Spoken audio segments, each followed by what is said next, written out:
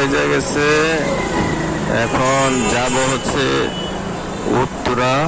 রাস্তার ভিতরে নেমে থাকা লাগবে, এই জন্য ইফতার করার জন্য এখানে ইয়ে করলাম, রাস্তার পাশে দাঁড়াইলাম।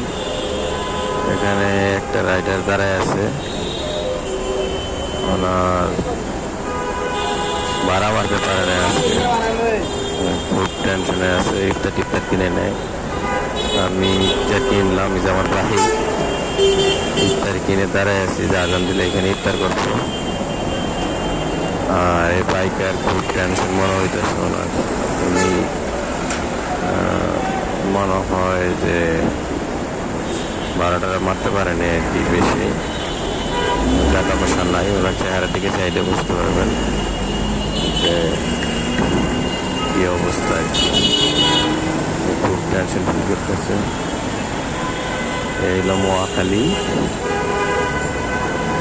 মহাখালীতে আমি দাঁড়ায় আছি যে ফুটপাতের উপরে।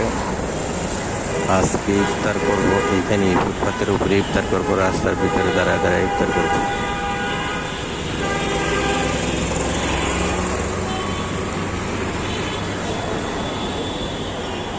রাস্তার ভিতরে দাঁড়ায় ইফতার করবো। জাস্ট ওনার জিনিসটা দেখাচ্ছি যে আমি কি একটা টেনশনে আছি।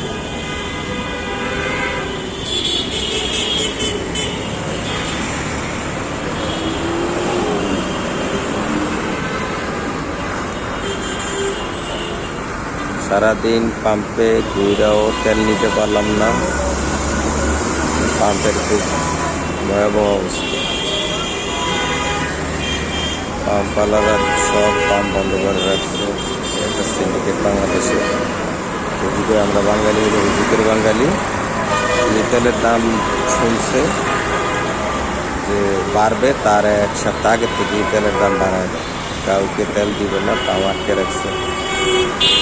আমাদের বাংলাদেশ কি একটা অবস্থা, মানে কি একটা অবস্থা। মহাখালী দাঁড়ায় আছি, ব্যস্ততা শহর, মানুষ সবাই ইফতারের টাইম, সবাই যার যার ইয়াতে যাচ্ছে। এই হইলো, এটা এয়ারপোর্টের দিকে গেছে। আর আমি এক হতবাগা, আমার নসিব আল্লাহ আছে, এখানে কোনো মানুষ নাই। আমার ভাই, আমি এখানে দাঁড়ায় আস্তে আস্তে ইফতার করবো রাস্তার উপরে। আসলে ফ্যামিলি এগুলো আসলে চিন্তা ভাবনা করে না, যে ফ্যামিলি চিন্তা ভাবনা করে না যে কীভাবে টাকা পয়সা আসে।